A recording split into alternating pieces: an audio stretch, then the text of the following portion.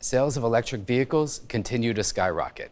In 2019, they accounted for 2.6% of global car sales, a 40% increase over the prior year, according to data shared by the International Energy Agency. But it's not just individuals who stand to gain by switching to electric vehicles. So do businesses. In fact, McKinsey estimates that fleet EVs will have a total cost of ownership of up to 25% less than their equivalent internal combustion engine counterparts by the year 2030.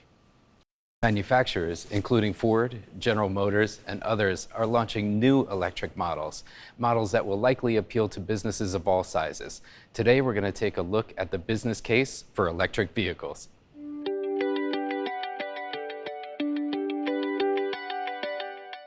As all business owners know, theoretical benefits are one thing. Realizing the benefits in the real world is another thing altogether. Because my company, Seal Power LLC, recently concluded its second year with our first EV, I was asked to participate in a webinar co-sponsored by Environment New Jersey and by the New Jersey Sustainable Business Council. The feedback that came from this webinar was strong and immediate. The consensus of the participating business leaders was resounding. Electric vehicles have remarkable triple bottom line potential with benefits to profit, people, and the planet. The primary reason to switch to an electric car is its impact on the environment. Because they don't use exhaust systems, electric cars have no emissions. This means, unlike gas engines, they don't pump fumes into the air. This facilitates fewer greenhouse gases and much cleaner air throughout our communities. Additionally, electricity is a renewable resource when it's powered with solar, wind, and water. Just to give you a little bit of perspective, what our company does is we perform home energy audits. We make recommendations to homeowners of different ways that they can make their homes more efficient. If they'd like us to, we'll then go ahead and install those recommendations for them. So as a result, we're on the road quite a bit. Our energy auditors are out daily performing audits, and until COVID, our sales consultants were also on the road visiting homeowners at their kitchen table.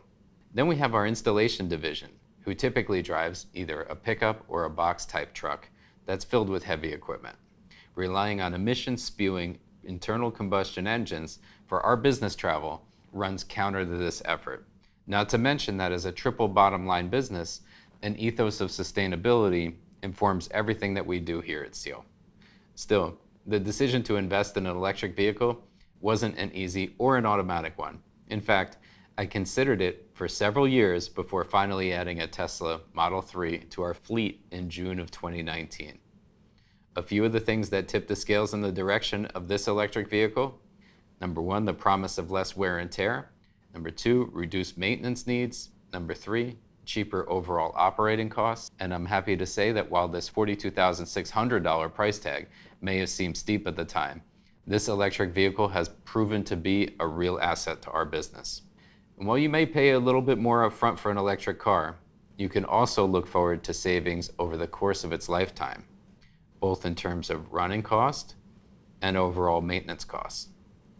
According to Car and Driver, electric cars cost about a third as much to run as their conventional gas-powered cars. Because the intent was to put this vehicle into service, we didn't purchase any of the more expensive options commonly associated with a Tesla Model 3. This car does not have the self-driving feature that you hear so much about.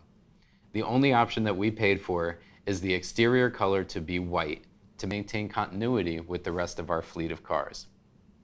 The range on this car is 200 miles, and this car is essentially considered a base model if you look at it that way at the time of purchase. We have a fair amount of vehicles that we're attending to, and one of the biggest struggles we have with our vehicles is the ongoing maintenance of them. How do we arrange for oil changes? Who has what vehicle? Making sure that these vehicles come out of service to get the maintenance that they each require. Up until this Tesla, all of our vehicles were combustion vehicles and needed oil changes, differential fluids, lubricants, brake changes, tune-ups, you name it. all of the normal things that a vehicle needs to be properly maintained. Now, we're a very small business, and managing just that process alone was sometimes a bit of a struggle, quite frankly, for me. And it was often that I'd find one of our trucks hadn't had an oil change in 7,000 miles when it was supposed to go in at 5,000. This EV needs a fraction of the maintenance that its internal combustion engine counterparts do. Plus, oil changes are a thing of the past with electric cars. There's no engine, so it doesn't need any fluid changes. The car utilizes the energy generated through deceleration through its regenerative braking system. That means it has far fewer brake pad and rotor changes. Tire rotations and checking brake fluid is really the only recommended maintenance that we have on these cars, and that eases up significantly on our administration requirements internally. Another challenge we had was providing employees with the purchasing ability that they needed to fuel their vehicles each day. With EVs, a lot of this is done in-app, right? We don't need to issue credit cards. We don't need to establish this financial infrastructure and the underpinnings of this whole system for an employee who simply has access to a vehicle and needs to fuel it and maintain it. In this case, Tesla has its own proprietary charging network, and there are other networks that we can tie our employees into as they grow and if they need them. In the field, we rely mostly on the Tesla network of charging stations because not all the charging stations that are out there right now are created equal. There's been some times where we've run the car very low and some of the charging networks that we had access to that were close by, they were much slower than the ones that we found in the Tesla network. Another benefit of the electric vehicle is the lower operating costs. We're not spending what we used to spend on maintenance for these vehicles. For us, the cost isn't just the cost of the oil change or the tune-up or the brakes or whatever the car is in there for. It's the fact that we have to take the vehicle out of service for the day or week or several weeks that it takes for these repairs to be completed. So as a result, it's not out there doing what we need it to be doing each day, and it's not a productive part of our fleet. And the resulting loss of production has a significant impact to our bottom line as well. Our employees aren't able to get out there to perform these tasks, so it's hurting our bottom line. So the fact that we've been reliably able to keep this vehicle in our fleet has been another big benefit to us.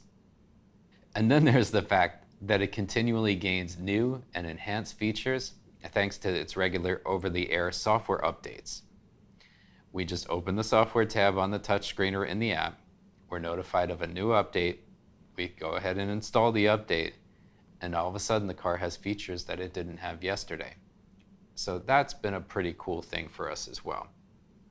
In just over a year, we've seen ongoing improvements to the car's performance, including a longer range, and it has more features than it did when I first bought this car. This added value is not something that you see with conventional cars or with conventional cars that have internal combustion engines. From a safety standpoint, the safety and well-being of our employees is always number one concern as an employer. This car has one of the highest safety rankings of any four-door sedan in production today.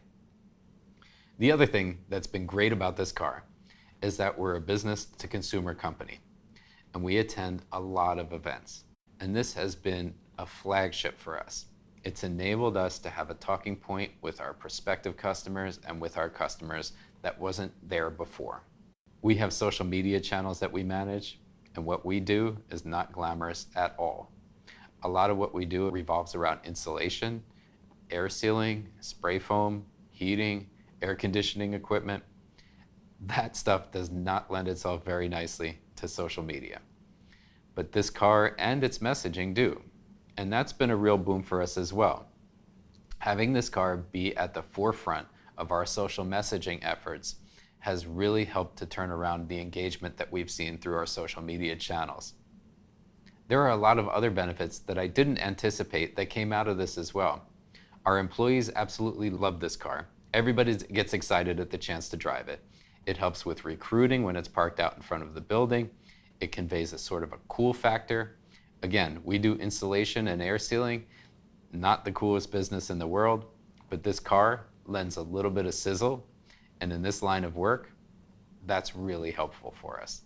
Our customers love it when we pull up to their home driving one of these. They come out, they always have questions, it's always a conversation starter, and we find ourselves getting off on a good footing just by simply pulling up in front of their house. One of the things that was a challenge is that there's many cases where we might be on the road for more than 200 miles a day. Our business operates by appointment, so range is a very strong concern for us. That said, when we plug the car in overnight and arrive the next day, we're walking into a fully charged battery. So each morning, we're essentially arriving to find the vehicle with the equivalent of a full tank of gas. So we don't have to worry about running around to refuel. And in a business setting, this presents more than one benefit. For our employees, they would get into the car each day, they would depart our facility, and they would need to stop at a gas station or a fueling station to fuel up their vehicles each day. Usually, when that happens, there's a cup of coffee, there's some breakfast while they're getting gas. It winds up being 10, 15, or sometimes 20 minutes that they're diverted from their normal operation just to refuel and just to get ready for the day. With this car, we're ready right out of the gate. This is a sedan versus a small van. Now, Tesla's introduced the Model Y. There are some other SUV and van style offerings from other manufacturers. Kia has an SUV. Ford is introducing an electric version of the Transit Connect. They're introducing an electric version of the F-150 pickup. At SEAL, we're consistently looking for affordable ways to streamline efficiency and reduce our overall environmental impact. The addition of this electric vehicle to our fleet has more than contributed to this effort. In fact, we're already looking ahead to adding additional EVs to our fleet, including new models, which we anticipate will be even better suited to our operational needs. Funny enough, when I bought this vehicle, I obviously needed to get insurance on it. But the commercial insurance carrier we had at the time wouldn't underwrite a policy that had an electric vehicle on it. So we wound up having to shop our policy around. Well, surprisingly enough, I wound up saving a significant amount of money by switching our auto insurance from one carrier to another, which actually ironically helped further offset the cost difference that we saw between that $42,000 Tesla and the $27,000 Ford Transit Connect. So it was another variable, another thing that just wound up helping us out. Elon Musk said, "We will not stop until every car on this planet is electric." Based on SEAL's experience with our Tesla Model 3, I'm more optimistic than ever that mainstream electric vehicle adoption is not only viable, but advantageous to all.